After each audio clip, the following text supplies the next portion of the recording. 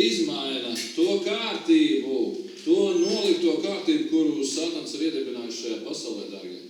Ja jūs domājat, kāpēc ir tik grūti lūgt, kāpēc ir vispār tik grūti būt kristietim, būt pašam par sevi kristietim? Tāpēc, ka tu esi ienaidnieka darbības zonā, bet ja tu sāc lūgt, tev vispār paliek, dažreiz vēl smagāk paliek, vai ne? Bet tad, kad mēs lūdzam, dārgie, vienīgais, kas izmaina lietu kārtību pasaulē, ir taisna cilvēka lūgšana. Tāpēc vienalga, kā tu lūdz, vienalga, vai tu stipri lūdz, kā tev liekas, vai tu labi lūdz, vai tu vāji lūdz. Tad, kad tu sāc lūgt, tā ir vienīgā pozīcija, kad tu ieņem pozīciju, kurā kaut kas tavā dzīvē var mainīties, vai tavu radnieku dzīvē kaut kas var mainīties. Neatstāj lūgšanu novārtā. Pasaki savam kaimiņam, lūdz kā māki, bet lūdz. Amen. Amen. Elvī lūdz kā māki, amen. Brendo lūdz kā māki, bet lūdz. Amen. Jā, amen.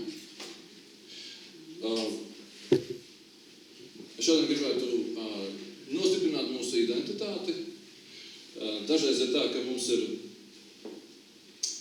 dievkalpojumi kā tādas tabletes, uzreiz tiekam dziedināti ar akūtām vajadzībām. Redzēt, dzirdēt liecību. Ja pagājušajā šodien kaut kas sakustējās garā, vai ne? Kaut kas notikās. Tāpēc, kad mēs runājam par Jēzu, tad vienmēr kaut kas notiek. Tā ir, amen.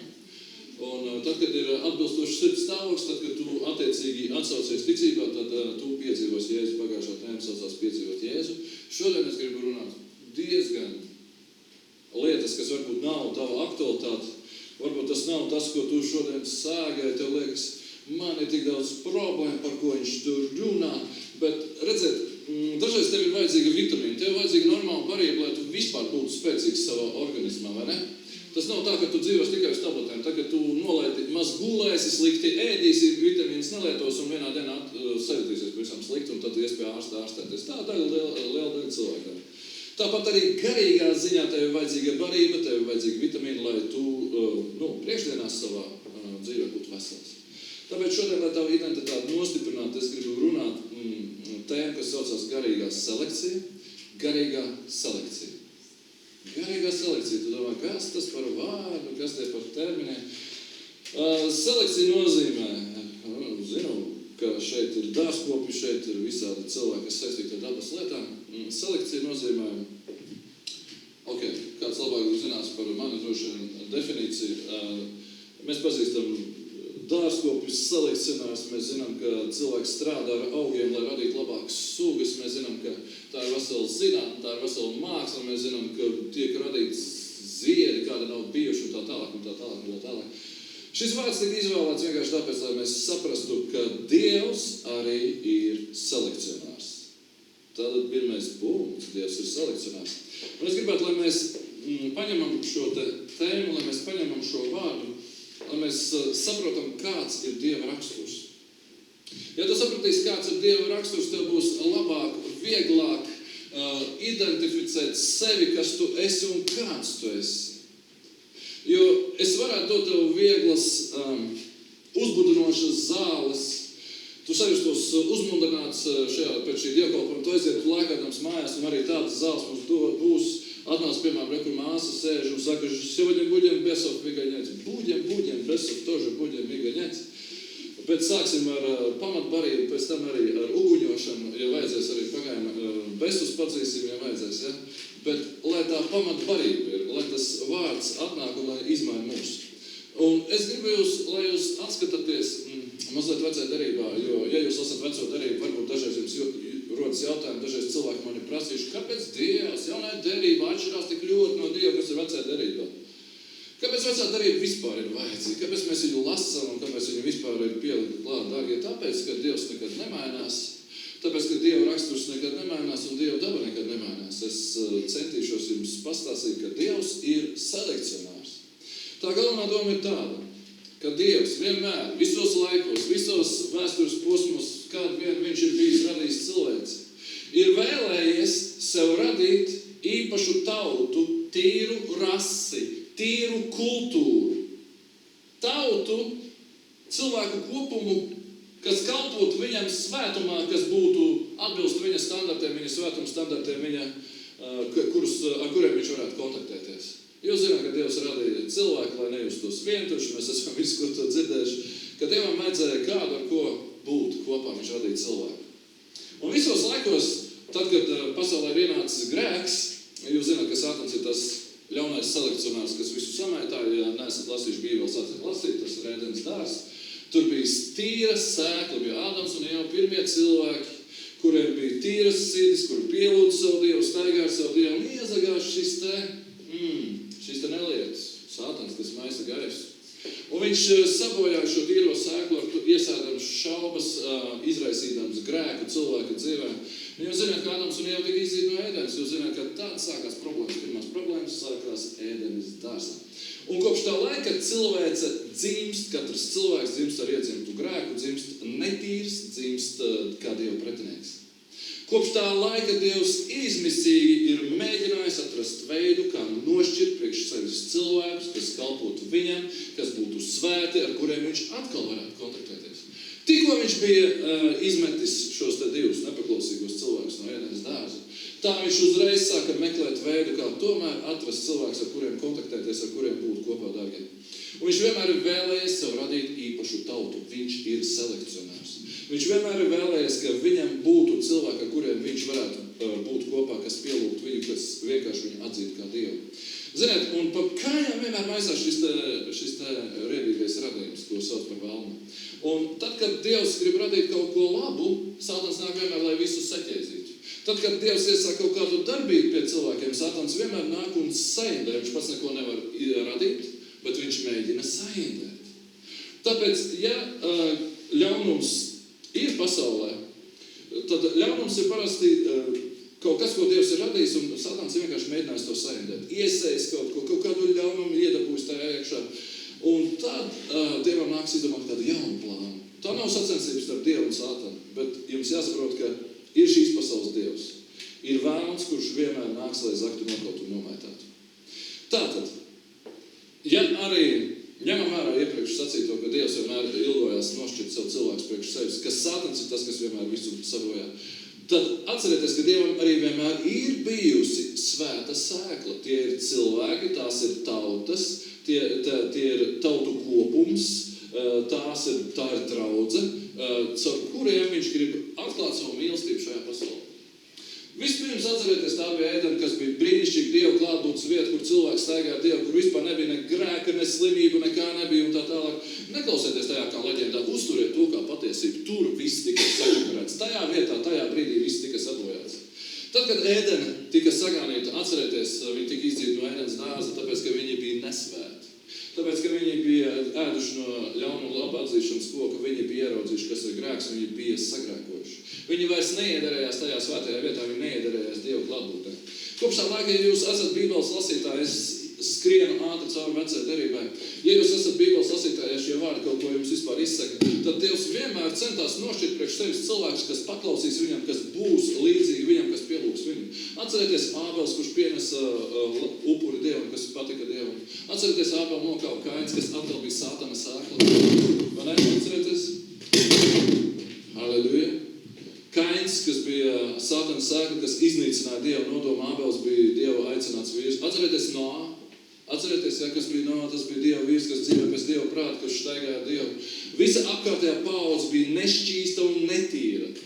Netīri cilvēki apkārt bija.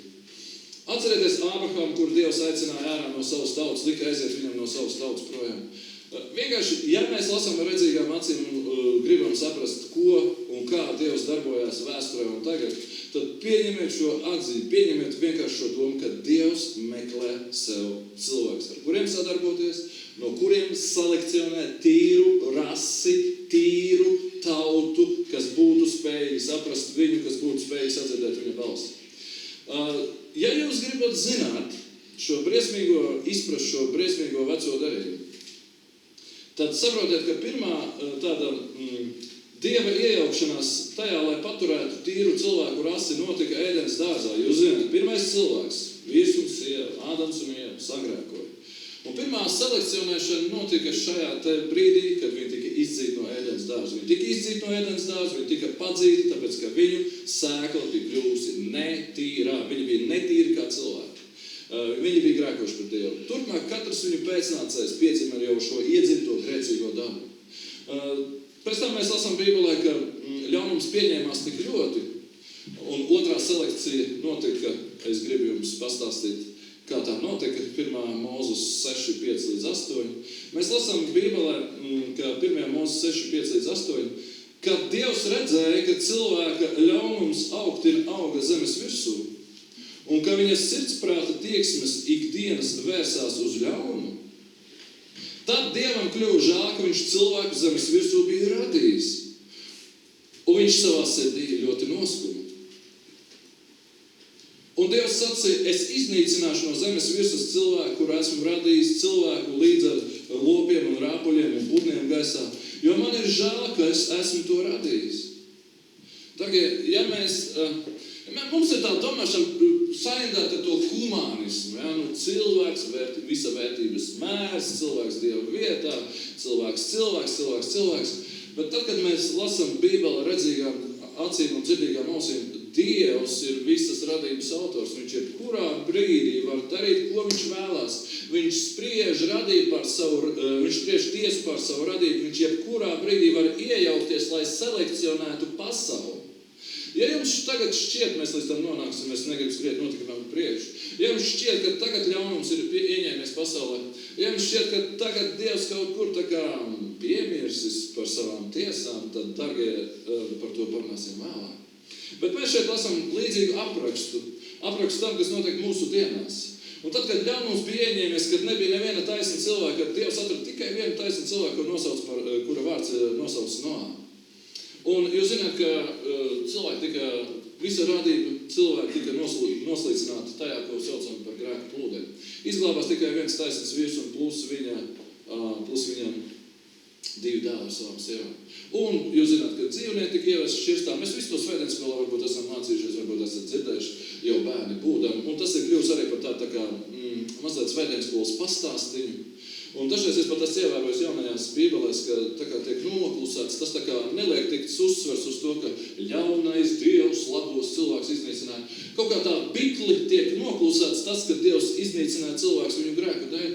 Dārgie, Dievam pieder visa tiesa, visa spriešana. Es vienkārši gribu jūs iepazīstināt ar Dieva dabu, kāds viņš ir. Mēs aiziesim līdz tam, ko nozīmē žēlstības laiks un tā tālāk.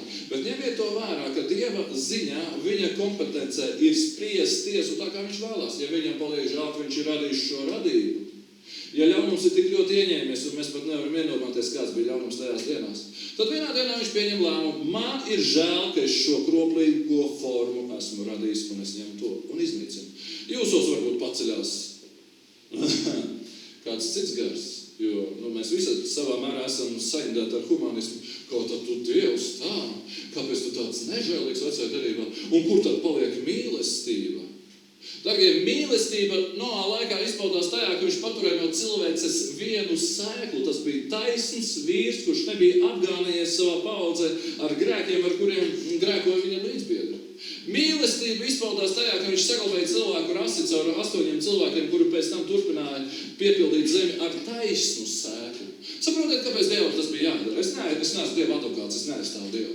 Bet tad, kad cilvēki izvirst, tad nekas nevar izmainīt vairs viņu dabu, viņu grēcīgā daba, attīstoties un pieaugot, uzņemt tādus apgriezienus, ka cilvēki kļūst tik ļauni, ka nekas viņus vairs nevar izārstēt. Līdz tam laikam, kamēr nāca Jēzus, par to mēs parunāsim vēlāk. Bet kamēr Jēzus nebija nācis, kamēr Dievs nebija savu pilnīgo glābšanas plānu piepildījis, viņš šādi iejaucās vēstures gaitā ar to, ka vienkārši paņēma un iznīcināja cilvēci. Okay? Jūs gribat ar viņu strīdēties, piesakieties pie viņu, pierakstieties, pastrīdieties ar viņu, kāpēc tu biji tik nežēlīgs, mēs bijām tik labi. Tagad Bībele ir Bībele, tas ir Dieva vārds, un, ziniet, ja jūs lasat veco derību, mēs ejam tālāk un atcerieties, ka ebreji, pacelās tāda tauta kā ebreji, varbūt esat redzējuši kādu ebreju, mums Jākapilī dažreiz ir redzami ebreju uz ielas. Ja jūs gribat zināt, kas ir ebreji, viņa cilstāvs bija viens cilvēks, viens klejotājs, viens lopkopis, kurš sauc par Ābrahāmu. Dievs viņam atklājas un teica, izej no savas cilts, izej no savas pilsētas, izej no savu radinieku pulka, aizej no savas kultūras. Nāc, es tev nošķiršu, tu radīsi jaunu tautu, kas kalpos man, kas būs mana tauta. Tātad viens cilvēks atkal, Dievs aicina šo cilvēku. Jūs zināt, ka no šī vīra Abrahama celās visa ebreju tauta, un ja tu gribi zināt, kas ir ebreji, tā vēl viena ir Dieva izredzēta tauta, tas ir Dieva, vecās darības Dieva eksperiments. Kad Dievs mēģināja no viena cilvēka radīt svētu tautu, cilvēku, kas nebūtu apgānījušies ar grēku, kas nedzīvot līdzīgi pagānu tautām, kas dzīvoja viņiem apkārt.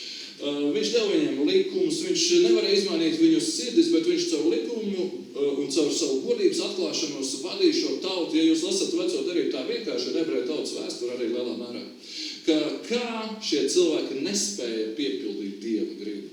Bet ja jūs gribat saprast, kāpēc tā visa vecā darība ir uzrakstīta, tā ir uzrakstīta tāpēc, lai jūs redzētu Dieva mēģinājumu nošķirt priekš sevis tautu, kas pēc tam visām citām tautām pasludinās, kāds ir Dievs. Viņiem bija jābūt par Dievu vēstnešiem pasaulē. Viņiem nebija jābūt par tiem, kas pūš taurītēs un staigā ar jūcīgām cepurītēm.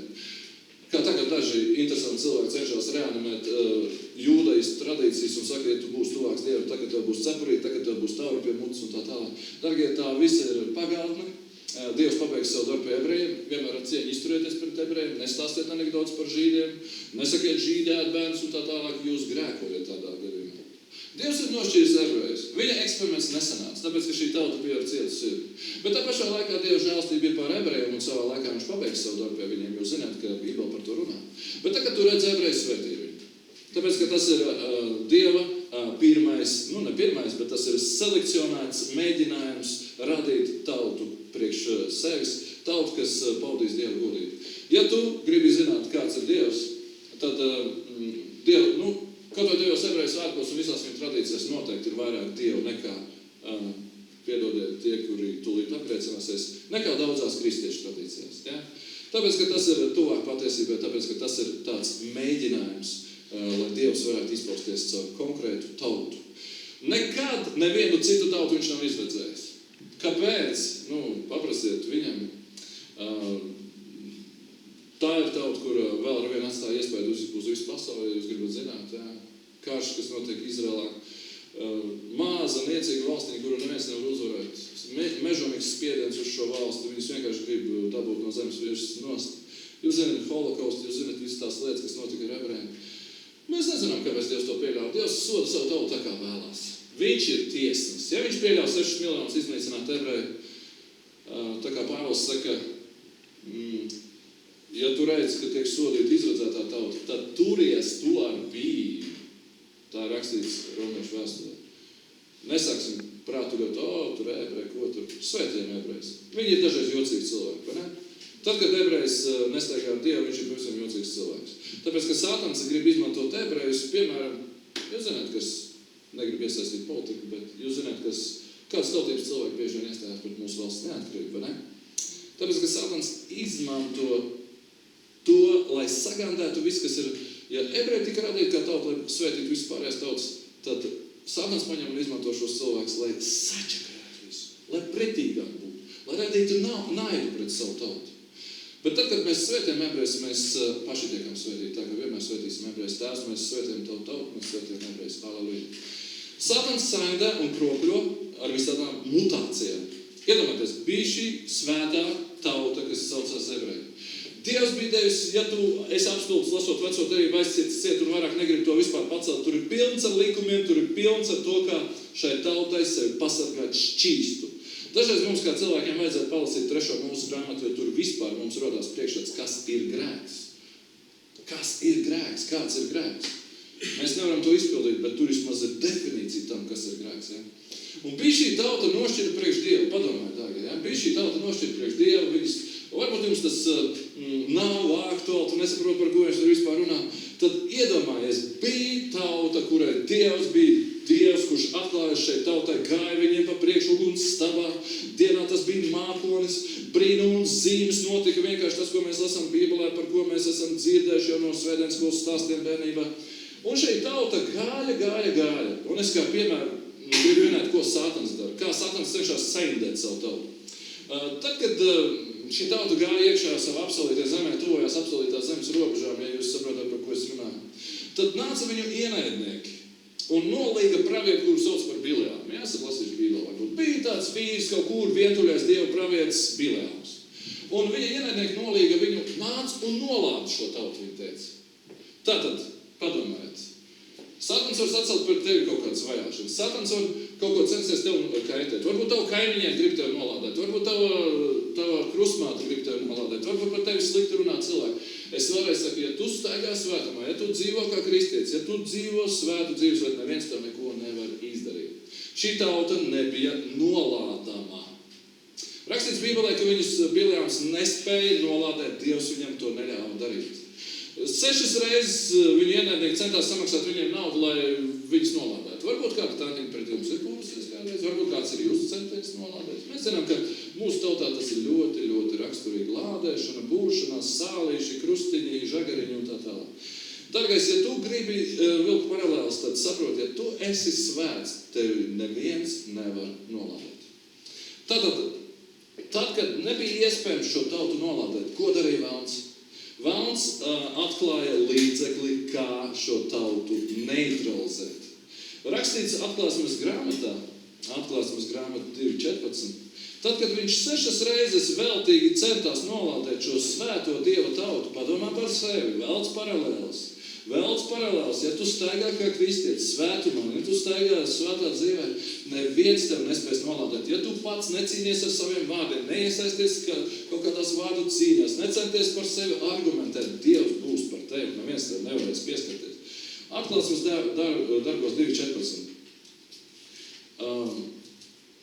Bet tas vien man ir pret tevi, ka tev tur ir daži Balāma mācības turētāji, kas mācīja Balaku celt apgrēcību un Izraēla bērnu vidū ēst alku upurus un piekopt netiklību. Tad, kad Sātans netika klāt savai tautai, domā par sevi, Sātans netiek tev klāt, ja tu esi zem Jēzus asiņiem, ja tu esi zem Dieva darības, Sātans tev netiks klāt. Bet ko viņš izdomāja? Šis pravietis devās pie Izraēla bērniem. Un sanācīja viņus, pavedināja viņus, sakūdīja viņus, lai šī svēta tauta, nošķita no visām apkārtējām tautām. Dievs viņam bija devis likumu, par kuru es izlasīšu pēc brīdī. Nejaukties ar tām tautām, starp kurām viņi dzīvoja. Tad šis te pravietis, kurš tika Velna lietots, devās pie viņiem un samācīja viņiem dažas sliktas lietas. Es izlasīšu no 4. Mūzes 31. Es izlasīšu to tāpēc, lai jūs saprastu, kas notika ar cilvēku, kas pavedināja visu Izraēlu tautu. Un viņa vārds ir Biljāms, kā es pieminēju. Varbūt tu pirmo reizi dzirdi šo vārdu, tas neko nenozīmē. Ieklausies vienkārši sacītā jēgā. Tad, kad Sātans netika klāt savai Dieva svētajai tautai, tad viņš lietoja kādu cilvēku, kurš viņiem bija, kurš viņus saindēja. Halleluja. Un te ir rakstīts, ka pēc Biljāma padoma sievietes kļuva par iemeslu tam, ka Izraēla bērni sacēlās par to kungu Peoru dēļ, tad nāca mocība par tā kunga draudzi. Ja jūs lasat veco derību, jūs redzēsiet, ka Dievs tiešām asā veidā vērsās pret visām šīm te netiklības lietām. Es lasu jums par fizisku netiklību, es lasu jums par apgānīšanos fiziskā veidā, tūlīt parunāsim par to, kā tas attiecās uz mums. Bet es izlasīšu fragmentu no 4. Mūzes 25. 4. Mūzes 25 no 1. panta. Tātad Dieva tauta, Izraels, padomā par sevi, padomā par saviem brāļiem māsām, padomā par kristiešiem. Bet Izraels dzīvoja Sitimā, un ļaudis sāka pietkopt netiklību ar moābiešu meitām. Moābiešu meitas tā bija tauta, kas dzīvoja viņa apkārtnē. Un tās aicināja tautu pie savu dievu kaujamiem upuru mīlestiem, un tauta ēda un metās zemē uz savu vaigu to dievu priekšā. Kad Izraels sapinās ar Bālu Peoru, kaut kāds vietējais elks, tad tā kunga dusmas iedegās pret Izraelu, un tas kungs runāja uz Mozu. Ņem visus tautas vadoņus un tos pakar tā kunga dēļ ar seju pret sauli, lai tā kunga dusmu kvēl pret Izraelu mitētos. Tad Mozus sacīja Izraēlas soļiem, lieciet nonāvēt tik vienu no tiem vīriem, kas saistījušies ar Bālu Peoru, tas ir ar elku. Un redzi, kāds Izraēla vīrs nāca un atved pie saviem brāļiem kādu midjāniešu sievu, Mozus un visas Izraēla draudzes acu priekšā, un visi tie raudāja, žēlabās pie saiešanas telts durvīm. Kad Pinehas priestera Eleazāra dēls, kas bija Ārona dēls, to redzēja, tad viņš piecēlās no draudzes vidus un ņēma šķēpu savā rokām. Un viņš sekoja šim Izraēla vīram guļamā telpā un izdūra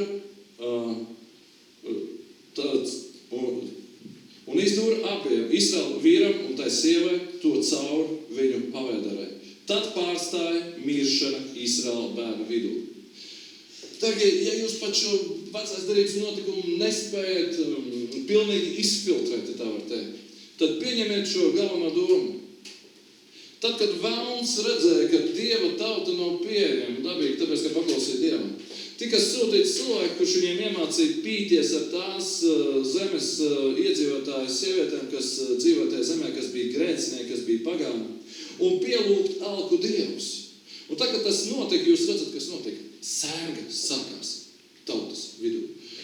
Un tikai tad, kad tika pienācīgs grēka nožēlas upuris, jūs domājat, tā ir vecā dērība, cilvēki tiek šķērdīti pa labi, pa kreisi, cilvēki tiek nogalināti.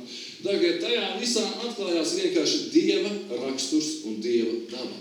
Dieva raksturs un Dieva daba atklājās tajā, ko es tev lasu, un es gribu tev izlasīt no 34. nodaļas 2. mūsu grāmatā par to, kāds bija Dieva prāts priekš viņiem. Tad, kad šī svētā tauta tika nodalīta priekš Dievu un tika aicināta ieiet apsolītajā zemē, kas bija savukārt simbols tam, kur mums ir jāiet, tad Dievs deva šādus likumus. Paklausieties, lūdzu. Paklausieties 2. mūsu 34 no 11. panta.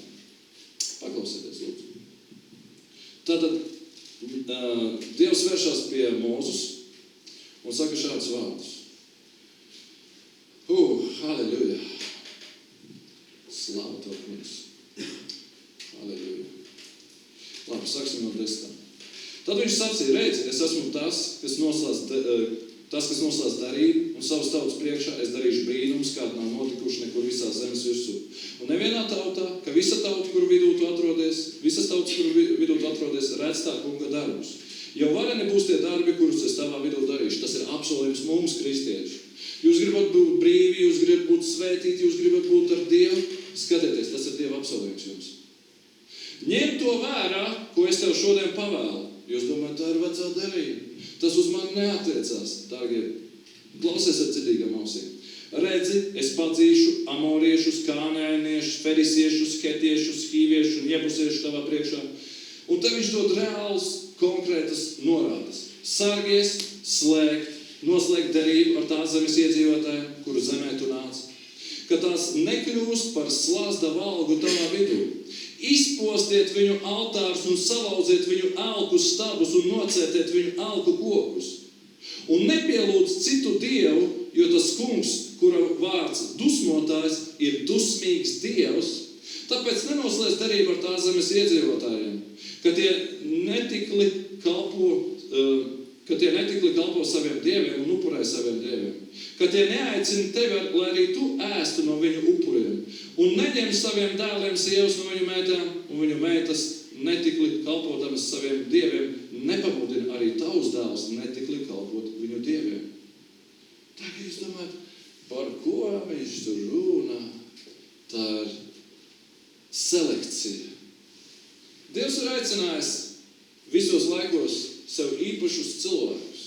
Vecā derība ir prototips tam, kas ar mums notiek garīgi. Vecās derības stāsts precīzi attēlo to, ko Dievs sagaida no mums. Tu tiec ievest savā apsolītajā zemē. Tava apsolītā zeme ir tas, ko Dievs ir sagatavojis. Tu vēl pat neesi tuvu iegājis savā apsolītajā zemē. Bet tev tiek doti norādījumi, kādā gadījumā dēmoni aizies no tavas dzīves, kādā gadījumā slimības aizies no tavas dzīves, kādā gadījumā depresija aizies no tavas dzīves, ja tu paklausīsi Dievam. Šai fiziskai tautai viņš deva tīri fiziskus norādījumus. Viņš teica, ka ir kaut kāds tautas, kuru zemē viņš ieved savu tautu, viņš saka, ka es izdzīšu šīs tautas, bet tu savukārt neslēdz derību ar tās zemes iedzīvotājiem, kāpēc Dievs to runā Bībelē, kāpēc jums tas viss šodien vispār ir jādzird? Lai jūs padomātu par to, ka Dievs ir selekcionārs. Ka tā kā vecā derībā viņš rūpējās par savas tautas tīrību, tā viņš rūpējās par mūsu tīrību arī šodien. Un ņemot par pamatu šo vecās derības stāstu, mēs varam redzēt, kāds ir Dievs. Pirmais, ko viņš saka, neslēdz derību ar tās zemes iedzīvotāju. Tagad mēs varam domāt, kā tas attiecās uz mums. Bībelē taču teikts, ka Dievs ir mīlestība. Bībelē taču teikts, ka mums ir jāmīl visi cilvēki un ka Dievs grib izpaust savu mīlestību caur mums un tā tālāk. Jā, tiesa, dārgie. Dievs mīl visus cilvēkus. Bet viņš nevis mīl grēcinieku viņa grēkos un viņa netīrībā, bet viņš aicina grēcinieku nākt ārā no tā. Un viņš saka tagad mums kristiešiem, es iztulkošu jums jums tagad. Tad sargies noslēgt derību ar tās zemes iedzīvotājiem. Tu kā kristietis esi aicināts būt par gaismu šajā pasaulē. Tu kā kristietis esi aicināts nest svētu sēklu sevi. Tu kā kristietis esi aicināts būt nesamaitāts un svēts priekš savu Dievu. Tas ir tavs aicinājums. Un tad, kad tu dzīvo starp pasaules cilvēkiem, Bībele saka, ka mēs dzīvosim starp pasaules cilvēkiem, mēs dzīvosim šajā netīrajā pasaulē, kur televīzija, visi mēdī, visa sabiedrība ir orientēta uz to, lai arvien vairāk izvirstu. Ja jūs domājat, ko viņš tur runā, paskatieties, kas notiek. Paskatieties, kas notiek izglītības sistēmā. Paskatieties, kas notiek ar morālu. Paskatieties, kas notiek ar mūsu sabiedrību. Tā jau ir tā iebusieša sabiedrība, dārgie. Mēs esam aicināti nevis nemīlēt cilvēkus, nevis nošķirties no viņiem un būt tādi baigi augstprātīgi, ka es esmu pārāk svēts, es eju draudzē un es esmu kristietis un tā tālāk. Bet mums ir aicinājums nošķirties no viņiem, neņemot dalību viņu darbos.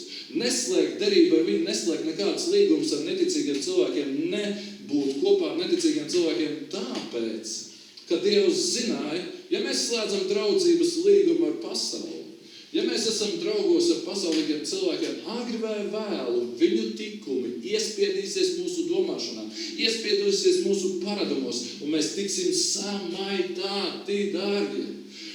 Dievs neredz mūs kā tādu, kaut kādu tādu, kā Hitlers gribēja radīt īpašu rasu, vai Stalins radīja padomu tautu, un mēs zinām, mēs visi esam padomu tautas produkti, subprodukti, savā ziņā tiekam pār 40, ja? Vienmēr ir bijuši mēģinājumi, Sātans mēģinājis selekcionēt kaut kādas tautas. Sātans vienmēr ir mēģinājis kaut ko selekcionēt. Dievs grib radīt savu svētu tautu, dārgie. Pieņemiet to, ka šis ir Dievs, kurš runā uz tevi. Ja tu arī dzīvo starp neticīgiem cilvēkiem, ja varbūt tavs vīrs un sieva ir neticīgi, varbūt tavi kaimiņi, varbūt tavi radnieki ir neticīgi. Dārgais, tu dzīvo starp šiem cilvēkiem, bet tu esi aicināts būt par gaismu šiem cilvēkiem.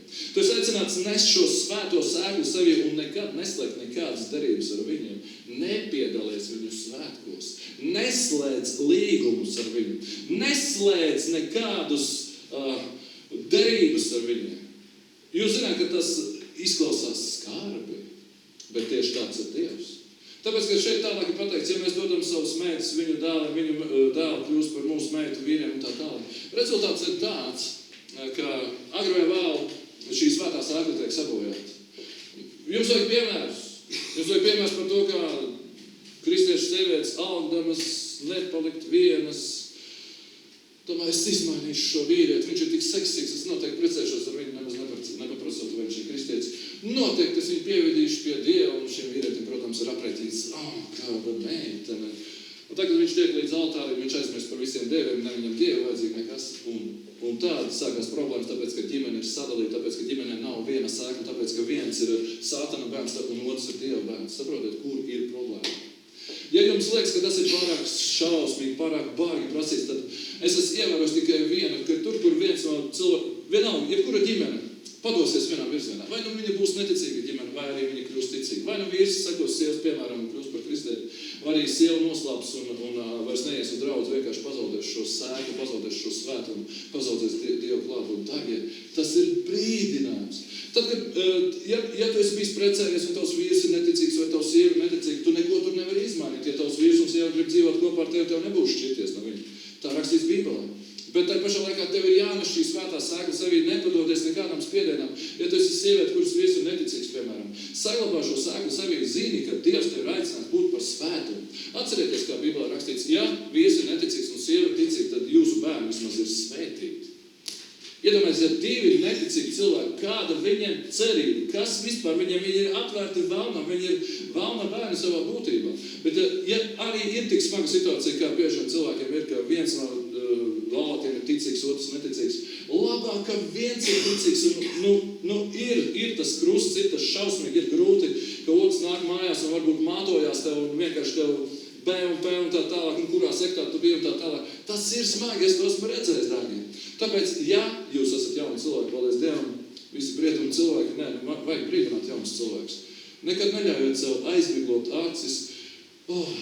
Tam jaunekam ir tik skaistas rokas, es noteikti ar viņu precēšos. Ir jābūt citiem kritērijiem, ir jābūt kritērijiem, vai tavs līgavains, vai tavu līgavu ir kristietis vai nā. Tas ir tas, ko Dieva vārds māca. Jo tad, kad cilvēki ir citā sabiedrībā, nevis draudzē, ja viņi ir precēti ar neticīgiem cilvēkiem, ja viņiem ir kāda cita veida attiecības ar neticīgiem cilvēkiem, cik grūti dažreiz, dārgie cilvēkiem ieiet Dieva valstībā. Ja tev ir tas stabilais, teikšu tā, ja tas stabilais vecis tev ir blakus, jo zināt, ka Latvijā sievieši ir mazāk nekā vīrieši un labāk zīle rokā nekā mednis kokā, vai ne?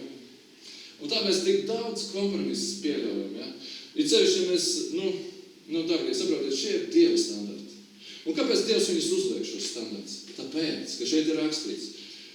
Es gribu jūs ausis vēl vairāk nošokēt, un šeit rakstīts 14. pantā, un nepielūgt citu Dievu, jo tas kungs, kura vārds dusmotājs, ir dusmīgs Dievs. Jaunajā Bībeles tulkojumā rakstīts Dievs, kura vārds ir greizsirdīgais. Ir greizsirdīgs Dievs. Un tālāk viņš jaunajā tulkojumā rakstīts šādu vārdu.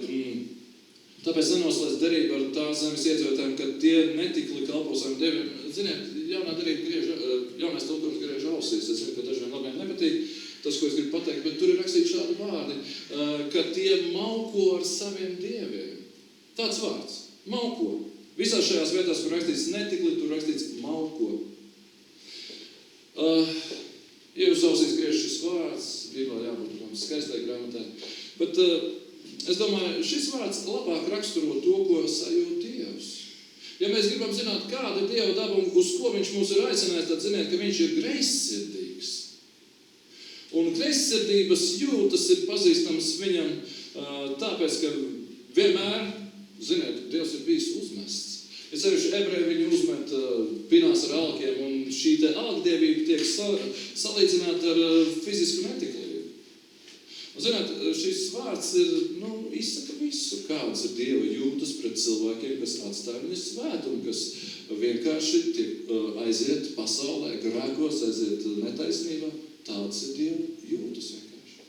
Dargie, un tas, kas mums dažreiz arī pietrūkst, tās nostājas kā kristiešiem, es vienkārši gribētu jūs aicināt, apzināties to, ka tā ir īpaša privilēģija, tas nav sloks, tas nav kaut kas, ko tu tagad nevari izpildīt, un kā tad tā, un mani draugi ir tik jauki, un mani radinieki ir tik jauki, un kā es nošķiršos no viņiem. Es vēlreiz saku, jūs dzīvosiet savu radinieku, draugu un tā tālāk vidū. Bet jums ir teikts, neslēgt nekāds darījums ar viņiem. Mums vienmēr ir kārdinājums. Tagad, piemēram, pienāk Jāņu vakars, un tālumā aicinošas gan zaļumbalvas skaņas. Mēs vienkārši dzīvojam jebusiešu vidū. Jūs saprotat, tur runāt par jebusiešiem. Mēs dzīvojam jebusiešu vidū. Mēs dzīvojam, lai kā tev gribētos tajā brīdī sevi identificēt kā latvieti. Tavu senču asiņu balss tevī iešauts, jādodās pielūgt, kas tur līgot līdz rītam un tā tālāk. Dargais, nepievilies. Dievs ir greizsirdīgs Dievs, un vai es runāju par kaut kā svinēšanu? Es nerunāju par tādām detaļām. Bet dažreiz saprotiet, kāds tas ir vilinājums.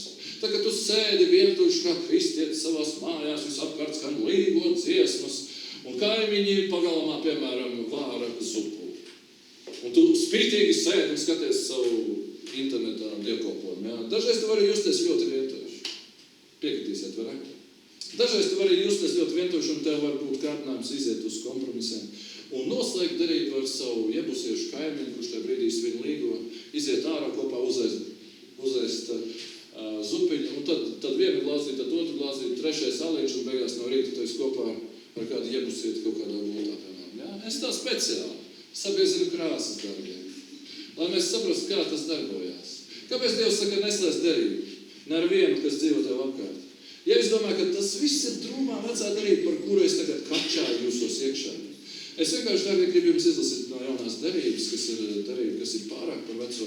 No jaunās derības 2. korintiešiem 6. nodaļa. Gribu jums izlasīt skaidru un gaišu Dieva vārdu. Dieva vārds 6. nodaļa 2. korintiešiem.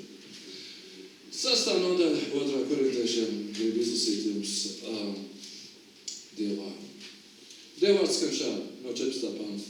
Nevelciet svešu jūgu kopā ar neticīgiem. Pietiks tev, dārgais. Tu esi aicināts nodalīties no savas tautas identitātes, arī pat no savas tautas kultūras. Varbūt kādam jums tas ir tā kā kaulus lauži, ja? Es saku, tie, kas ir iesaistīti visos iespējamos tautas kolektīvos. Paklausieties, kas dziesmu svētkos tiek dziedāts. Jūs klausieties ar dzirdīgām ausīm, par ko tur dzied? Kādas tur pagānu dziesmas tiek dziedātas? Es neaicinu jūs uz kaut ko, kas nebūtu rakstīts Bībelē. Ja tevī šobrīd paceļās maza pistolīte un grib man nošaut, ko tu kasties pie manis, tad padomā, kas ir tās pistolītes autors? Ja? Kas tev liek pistolītē pacelties tevī? Vai tas ir Dievs, kas tev liek to darīt? Jo mēs esam aicināti būt savā tautā kā latvieši, mēs esam aicināti būt par latviešiem, palikt par latviešiem. Ne tādā tradicionālā nozīmē, ka latviečs tas ir nozīmē pagāns. Mēs esam aicināti būt par svētu sēklu savā tautā, lai Dievs mūsu tautā neuzlikt vēl vairāk mocīt nekā šobrīd. Dārgie, mēs zinām, kas notiek ar mūsu tautu. Paskatieties apkārt. Paskatieties apkārt, kas notiek. Debilizācija. Kas notiek vispār? Tu esi aicināts būt svēts un nodalīts, lai liecinātu par Dievu savā tautā. Nevelciet svešu jūgu kopā ar neticīgiem. Izdomā pats, par kādu jūgu iet labi runa. Varbūt, ja tu esi vājš savā ticībā, tiešām tajā līgo vakarā, varbūt nevajag iet pie iebusiešu zuplēs. Saprot, par ko es runāju? Varbūt tavs kaimiņš, kas ir ikdienā ļoti laipnis par tevi, vienāc uz vienu āliņu. Un jau zināt, ar ko tas dažreiz turpinās. Ja, es runāju uz vīriešiem pirmkārt. Iebusietis varbūt ir ļoti jauks. Varbūt iebusietis, varbūt viņam tas pats hobijs, kas tev, Mārija, tas labāk saprotams. Varbūt kāds iebusietis tev blakus dzīvo, kas labi makšķerē. Halleluja. Dargie, tas ir viltīgi. Es nesaku, ka mums jābūt cilvēki ienaidniekiem, ka mums ar drūmām, svētām sejām jāstaigā viņiem garām. Šeit runa ir par iekšēju atdalītību. Jo kāda daļa ir taisnība vai netaisnība? Kas ir gaismai kopējs ar tumsību? Un tad ir tas jautājums, dargie, vai mēs gribam būt absolūta gaisma, vai mēs gribam būt absolūti atdalīti priekš Dievu, vai mēs gribam būt tāda krēsla? Nu, ko tu tur trakosi? Kas to zina, kā tas viss beigsies? Tomēr radinieki ir rādinieki, un es jau šajā ciemā dzīvoju 49 gadus, un ko tur trakot, vienkārši vajag ar visiem labi sadzīvot. Es tev stāstu to grūto ceļu. Es tev stāstu to, kas ir Dieva griba, jo Dievs ir greizsirdīgs Dievs. Rakstīts, kas ir gaismai kopējs ar tumsību? Kā Kristus savienojums ar Beliāru, vai ir kāda daļa ticīgajiem vai neticīgajiem? Kas kopējs ir Dieva namam ar alkiem? Ja jūs esat dzīvo Dieva nams, kā Dievs ir sacījis, es viņos gribu mājot un viņus starpā staigāt. Un es būšu viņu Dievs, un tie būs mani ļaudis. Tāpēc aiziet no viņu vidus un nošķirieties no tiem, saka tas kungs, un neaiztieciet neko, kas ir nešķīsts, tad es jūs pieņemšu. Tad es būšu jums par tēvu, jūs būsiet man par dēliem un meitām, saka tas kungs, visu valdītājs. Es zinu, ka ir grūti, dārgie. Es zinu, ka šie vārdi nav varbūt patīkami. Bet, ziniet, Dievs nekavējās vecajā darbā darīt fiziskas selekcijas darbus. Īsāk sakot, ja jūs lasat Bībeli, jūs šokēs tas šausmīgais Dievs, ko jūs tur redzat. Un es nebūtu viņu netaisos paslaucīt zem paklāja, jo mūsu humanistiskais prāts ir tā sagrozīts, ka mums liekas pārāk asiņaini tā vēsture, pārāk negāns tas Dievs. Ja jūs gribat saprast, dārgie, Dieva acīs vērtība ir nevis mūsu humanistiskajiem spriedelējumiem, bet tam, vai viņam ir kāds tiesas cilvēks virs zemes atrodams. Vai viņš atradīs grupu cilvēku, kas būs gatavi dzīvot pēc viņa standartiem un būt kā gaismas nesēji pārējiem cilvēkiem. Un tagad vecā darība, kurā vēl nebija žēlstības likums, tajā pazina tikai aci pret aci, zobu pret zobu. Tajā laikā cilvēki tika fiziski iznīcināti. Jūs varat jautāt, kāpēc jūs lasīsiet vecā darībā? Dievs pavēlē, šis niknais, jaunais Dievs, par kur mēs lasām, pavēlē, iznīcina visus. Es jums neslēpju, jo neko no Bībeles. Tur rakstīts, iznīcina visus. Tur bija rakstīts, nogalina sievietes, nogalina bērnus. Jūs teiksiet, tāds spēj būt Dievs. Es nezinu, vai es viņam gribu kalpot. Tāpēc, ja ir jaunā derība, es tur pabeigšu savu sakām un pateikšu, ka ir kaut kas labāks mums dots. Bet, ja jūs gribat saprast, kāpēc tika iznīcinātas sievietes, dažreiz sievietes tika atstātas dzīves, kuras bija nevainīgas, kuras nebija gulējušas ar vīriešiem. Kāpēc? Tāpēc, dārgie, ka caur fiziskas tuvības aktu, caur seksuālu aktu tiek nodoti arī dēmoni. Tāpēc, ka šie dēmoni tiek pārmantot no cilvēka cilvēkā, pāriet no cilvēka cilvēku dzimumu ceļā, ka šie dēmoni tiek pārmantot, šī ir jau netīra sēkla. Ja sieviete bija jauna, viņu Dievs vēl atļauj dažreiz saudzēt, lai varbūt šī sieviete varētu iekrauties Dieva tautā. Saprotiet, tā ir garīga, fiziska selekcija, jums šķiet, tas ir šausmīgi, bet ziniet, ka šīs pagānu tautas bija tā izvirtušas, jūs nezināt, ko viņas darīja. Mēs neesam redzējuši tādu izvērtību, kāda bija tajā laikā. Jūs varat teikt, kāpēc viņš iznīcināja 7 tautas un tikai vienai tautai lika tur izdzīvot. Tāpēc, ka šo tautu asinīs jau bija grēks, viņi bija samaitāti pagāni. Viņi ēda savus bērnus, viņi nodarbojās ar kanibālismu, viņi sadedzināja savus bērnus ugunī. Viņi kopojās ar visu, ar ko vien varēja atvainojot kopoties. Tās bija izvirtušas ļaunas tautas. Un tāpēc Dievs redzot, ka nekas nespēja, šos cilvēkus nebija iespējams izmainīt, tāpēc, ka nebija Jēzus asins, tāpēc, ka nebija svētā gara. Viņš lika viņus vienkārši šņikt. Jūs man jautāsiet, vai Dievs ir mainījies? Jā, viņš ir mainījies, ir jaunā derība. Bet padomājiet, dažreiz es negribu tiešām iepīt kaut kādu politiku vai kaut kādas lietas. Bet vai jums liekas, ka tā sēkla, kāda sēkla ir cilvēkos, Islama valsts, jūs zināt, kas ir Islama valsts, jūs zināt, kas ir Islama valsts, tā ir musulmaņu organizācija, valsts, kas izplašās, kas iekuro ar vienu jaunas teritorijas to austrumu rajonā. Jūs zināt, ka šī ir sātana sēkla, un diez vai, ja tu ar savu jauno darību dotos pie viņiem, diez vai viņi tev atstātu dzīvi. Ja esat sekojuši līdzi viņi, ja vien noķer kādus kristiešus sit viņus krustā, ja vien noķer kādus kristiešus nogriež viņiem galvu, es arī vienu video apskatījos, ne tāpēc, lai sev murgi rādītos man naktī, bet ir diezgan brutāli redzēt, kā tev paņem un nogriež galvu. Tā ir sātana sēkla. Tie ir apsēsti, demonizēti cilvēki. Mēs neaicinām jūs iestāties cīnītāju rindās, lai šautu šos nelaimīgos cilvēkus. Viņi ir nelaimīgi, bet viņi ir sātana sēkla. Un tagad mēs dažreiz ieejam tais pasaules lietās un nesaprotam, kā tas notiek. Dargie, ziniet, es godīgi sakot, esmu pateicīgs, ka ir, kas viņus bombardē. Paldies Dievam, ka mēs dzīvojam mierīgi un šeit nav musulmaņi. Tu šeit tā nesēdē. Tu jau būtu bez galvas, vienkārši sēdēt tur ārā bez galvas, ja šeit būtu musulmaņu valdīšana. Redziet, tāda ir tā pasaule un tāda ir tā pasaules sistēma, bet paldies Dievam, es jums gribu teikt, Dievs sūtīja Jēzu Kristu, lai tagad mēs vairs fiziski neiznīcinātu ļaunumu, bet lai ļaunums tik iznīcināts caur Dievu vārdu sludināšanu, caur piedzimšanu no augšienes, ik viens cilvēks var tikt izmainīts savā sirdī. Ja cilvēks tiek izmainīts savā sirdī garīgi, tad viņš vairs nenesīs ļaunus augļus. Tad viņš vairs nebūs tas vēlna bērns, kurš ir tagad fiziski jāiznīcina. Un ja jums šķiet, ka tas Dievs, kas ir tagad, ir kaut kāds savādāks nekā vecajā derībā, tad nē, viņš ir iepauzējis. Viņš vienkārši ir iepauzējis. Ja jums šķiet, ka Dievs vairs nekad netiesās pasauli, nekad vairs neticīgie grēcinieki nesaņems sodu par to, ko viņi dara, tad jūs maldāties. Palasiet atklāsmes grāmatu, kas notiks tād, kad žēlstības laiks beigsies, kad tiks atvērtas debesis, lai sods nāk pār cilvēkiem. Palasiet ar redzīgām acīm vienkārši. Žēlstība ir tagad. Un tāpēc mums vajadzētu, dārgie, izprast, kāpēc ir tagad žēlstības laiks.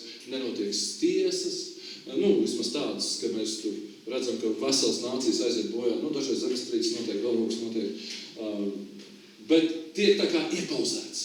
Tāpēc, ka ir sūtīts Dieva dēls, lai ik viens, kas viņam tic tagad, vai tas ir bijis pagāns, vai tas ir bijis nešķīsts cilvēks, vai tas ir bijis no jebkuras tautas, lai visi cilvēki, kas tic uz Jēzu Kristu, varētu kļūt par vienu tautu, dārgie. Tas ir žēlstības laiks. Bet drīz nāks laiks, un mēs to jūtam, ka vienkārši dekorācijas tiks nomainītas, un Dievs sāks sodīt. Ticiet vai ne? Tās ir atklāsmes grāmatas vīzijas, palasiet par krustas graudiem, palasiet par to zemestrīcēm, palasiet par to, kā tiks sodīta zeme.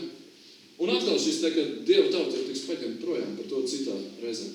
Bet pašās beigās, protams, es to tā evaņģēlī dažos vārdos tikai pasludināju, varbūt jums radās tāds ļoti skarbs priekšstats.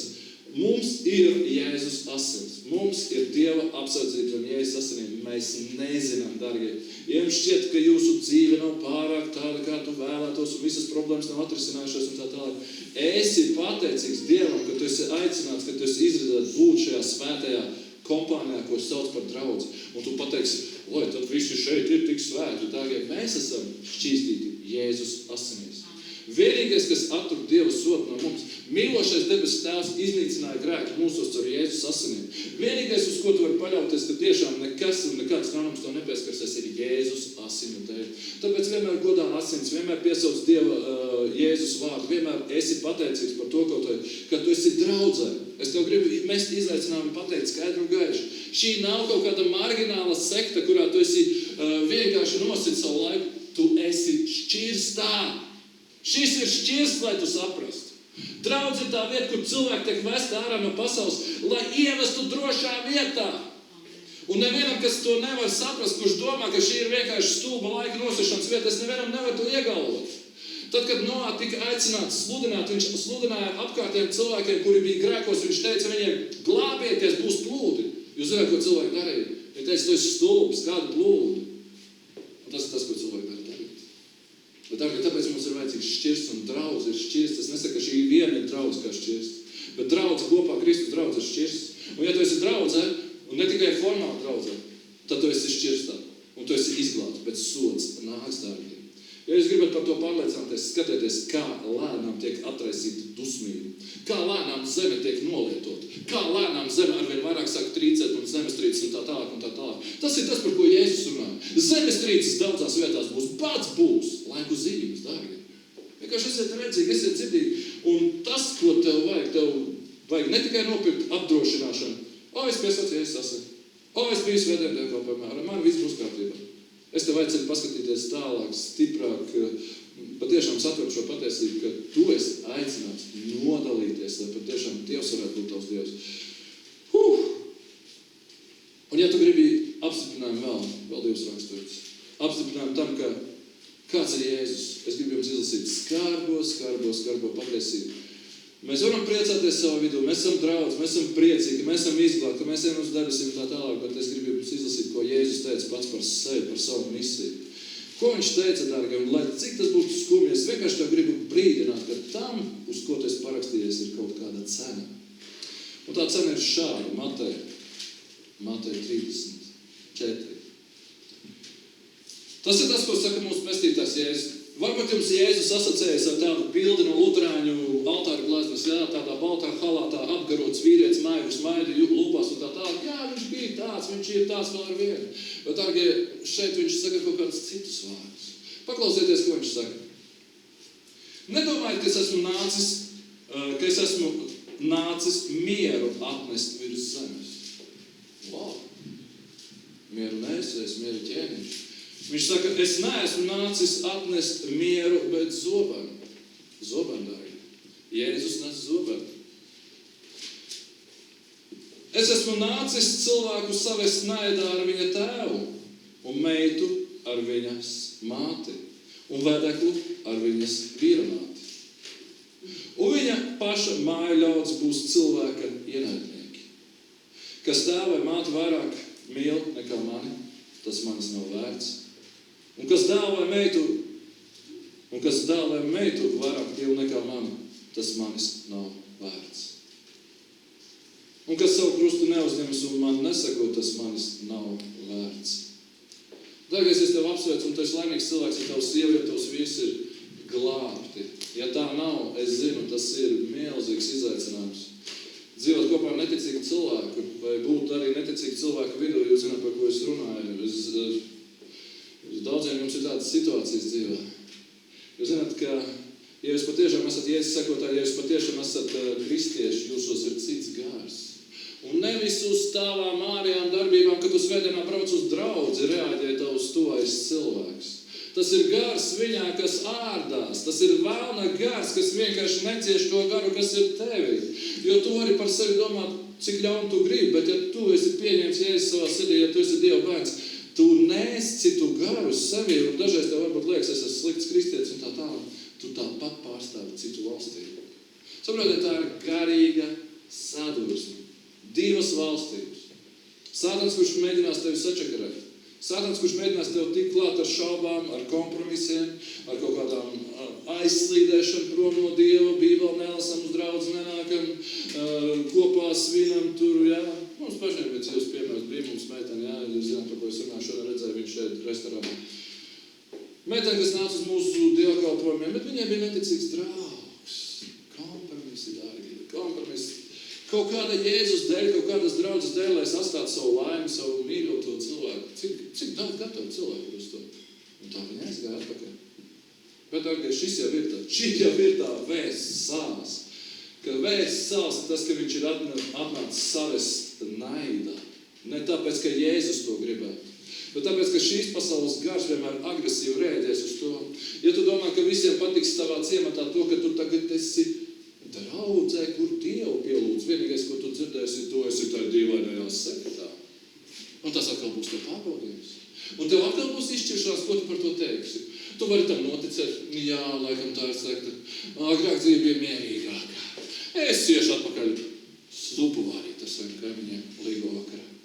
Tagad tu vari izvēlēties visu ko, tu vari vārīt zupu kopā ar savu kaimiņu, tu vari līgot un tā tālāk, bet es saku, ka uz tevis tiek runāts kaut kas vairāk. Padomā, labi, tu nodzīvos 50, 60, 70, 80 gadus varbūt, un aizies, un māja būs uzcēlis, un čūska būs nosist, un dēls izaudzināts, un tā tālāk, un tas ir viss. Aizvērsies šīs pasaules durvis, un tu stāvēsi acis pret acis ar savu radītāju. Šī ir mūsu iespēja, dārgie. Šī ir mūsu iespēja vienkārši būt kā svētais sēklā. Tas ir tas, pēc kā Dievs ilgojas. Mēs šodien dzirdējam, ka viņš ir greizsirdīgs. Mēs šodien dzirdējam, ka viņš negrib, lai mēs sajaucam savu sēklu. Dārgie, dažreiz pat fiziski. Negribam. Dievs negrib, lai mēs sajaucamies ar neticīgiem cilvēkiem. Nekad neprecēs, ja tev ir priekšā vēl izvēle precēties. Nekad neprecēs, ja tev ir šaubas par to, ko tu gribi precēties. Tik daudz cilvēku ir aizgājuši no Dieva. Vienkārši šīs zemes laimes dēļ, dārgie. Šis ir labs izaicinājums. Ko mēs esam gatavi atstāt un ko mēs esam gatavi upurēt, lai būtu šī svētā tauta? Atcerieties, kā Izraels tika sabojāts. Viņš tika sabojāts caur elku pielūgšanu, caur elku ēšanu un caur netiklību. Jā, paņemiet to garīgā nozīmē, paņemiet to, kā gribat, bet Satans ir vienmēr tas, kurš nāks un gribēs mūs samētāt. Satans vienmēr tas, kurš nāks un gribēs mūs atdalīt no gaismas avota. Bet ja tu tici uz kungu Jēzu Kristu personīgi savā sirdī, tici, ka viņš ir tavs glābējs, tad tu esi atdalīts no šīs pasaules gara. Tu esi kristietis, tu esi šķirstā, priecājies, vienkārši iepukņi savam kaimiņam pasaka, priecājies, tu esi šķirstā.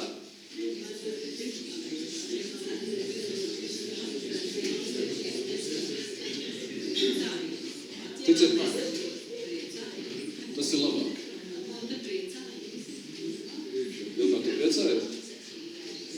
Tu šajā laikā varēji kartupeļus izrokot.